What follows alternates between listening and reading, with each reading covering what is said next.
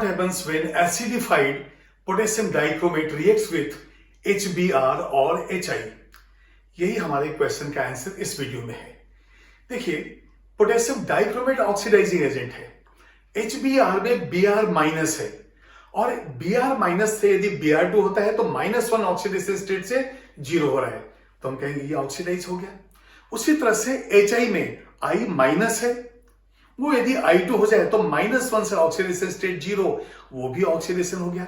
तो HBr oxidise होके Br2 देता है और HI ऑक्सीडाइज होकर I2 देता है। ये दो इक्वेशन हम देखते हैं अभी। तो हाइड्रोजन हैलाइड हमने लिया है HX, तो यहां पे दो है, एक ब्रोमाइड आयन का है और एक आयोडाइड आयन का है। तो पहले मैं लेता हूं Br माइनस, इससे हो रहा है कन्वर्ट Br2 में, तो यहां पे हम लिखेंगे ब्रोमाइड आयन और इससे हो गया ब्रोमीन। पहला equation as it is, potassium dichromate plus H2SO4 और उसमें नेसेंट ऑक्सीजन निकलेगा। तो यहां पे देखिए K2Cr2O7 plus 4H2SO4 gives K2SO4 plus Cr2SO4 taken thrice plus 4H2O plus 3 nascent oxygen. ये देखिए आप। और अब इसके बाद Br माइनस की जगह हम क्या लेंगे, HBr। तो यहां पे हाइड्रोब्रोमिक एसिड ले लिए HBr प्लस नेसेंट ऑक्सीजन, इसको 2 टाइम्स कीजिए तो यहां से बनेगा H2O और प्लस Br2, तो ये हो जाएगा H2O प्लस Br2। अब फर्स्ट इक्वेशन में 3 नेसेंट ऑक्सीजन प्रोड्यूस्ड है, तो सेकेंड इक्वेशन में भी 3O होना चाहिए ताकि उसको हम कैंसिल करें, क्योंकि फाइनल इक्वेशन में कहीं भी नेसेंट ऑक्सीजन दिखना नहीं चाहिए, क्योंकि जस्ट बॉन्ड है। नेसेंट मीन जस्ट बॉन्ड, वो प्रोड्यूस हुआ, कंज्यूम हो गया, खत्म हो गया। तो यहां पे हम 3 से मल्टीप्लाई करेंगे। ये देखिए ऑलरेडी बैलेंस है, तो 3 और ये 3 टू ज़रा हो जाएगा 6। 3 नेसेंट ऑक्सीजन जो है ये प्रोड्यूस्ड, कंज्यूम, कैंसिल हो गया। तो अब हमारे पास इक्वेशन बनेगा finally K2Cr2O7 plus 4H2SO4 gives, और यहां से प्लस 6HBr, इसको भी लिख लीजिए, प्लस 6HBr गिव्स, यहां पे आएगा K2SO4 plus Cr2SO4 taken thrice, ये 4 है टेकन थ्राइस, और ये 4 and 3, ये plus 7H2O and plus 3Br2 हो गया। इसका मतलब जब हम HBr को पोटेशियम डाइक्रोमेट के अंदर ऐड करेंगे तो ब्राउन कलर का वेपर बनेगा, जिसकी वजह से ये जो है Br2 डिटेक्ट होता है कि ठीक है, जो साइड हमारा है या जो एसिड है उसके अंदर ब्रोमाइड आयन है, तो ये ब्राउन,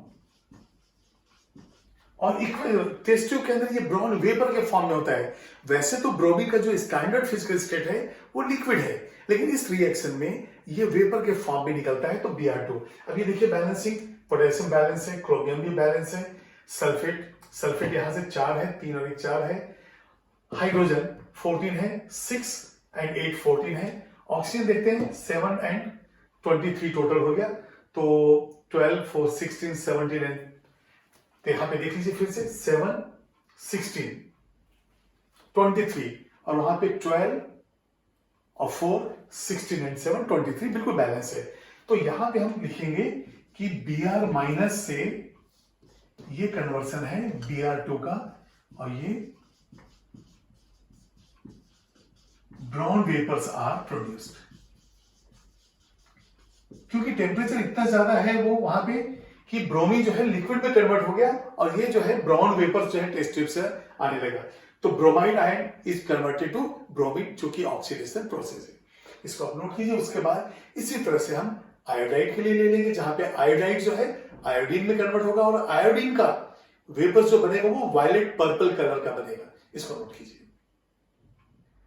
ये सेकेंड इक्वेशन है oxidation of iodide ion.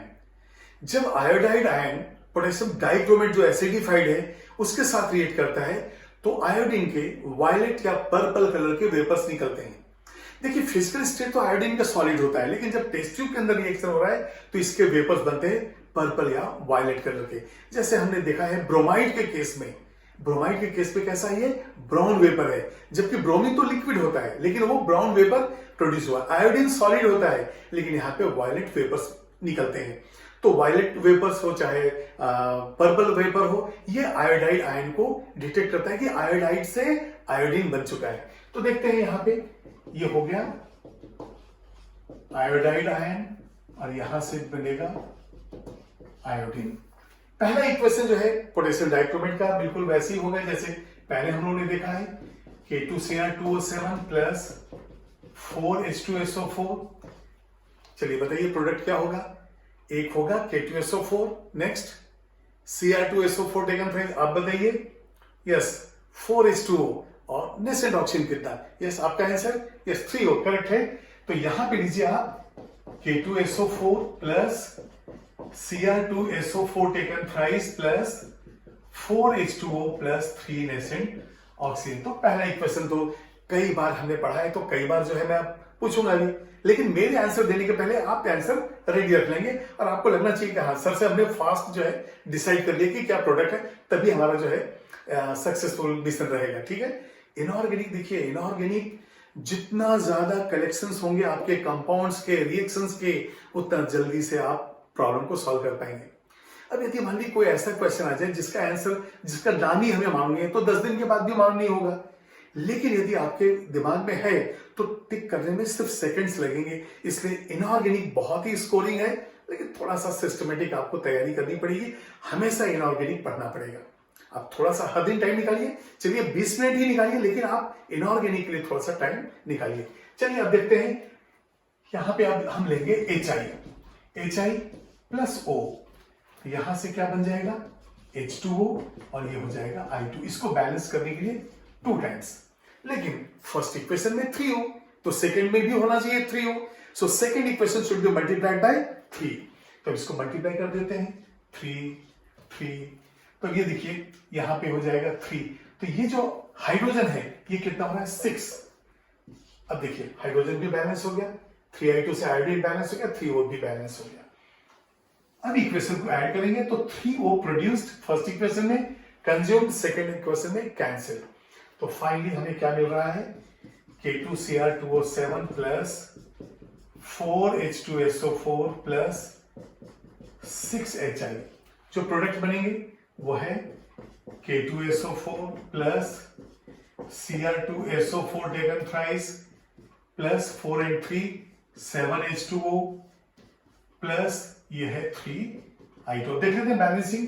Potassium मुझे बैलेंस दिख रहा है, क्रोमियम भी सल्फेट 4 है तो 3 and 1 4 है, 6H और यहां से 8 14 7 2 14 7 ऑक्सीजन, यस 3I2 तो 6, यस ये बैलेंस है।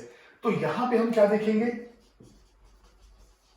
ऑरेंज से ये जो चेंज हुआ, देखिए सॉल्यूशन है ग्रीन और प्लस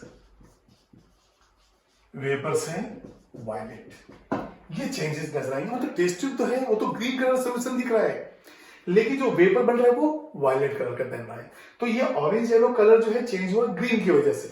तो यहां ऑरेंज है Cr2O7 2-, ग्रीन कलर है ड्यू टू Cr प्लस 3 और वायलेट है ड्यू टू आयोडीन। तो इस तरह से Br- is oxidized to Br2 and I- is oxidized to I2। इसको नोट कीजिए आप।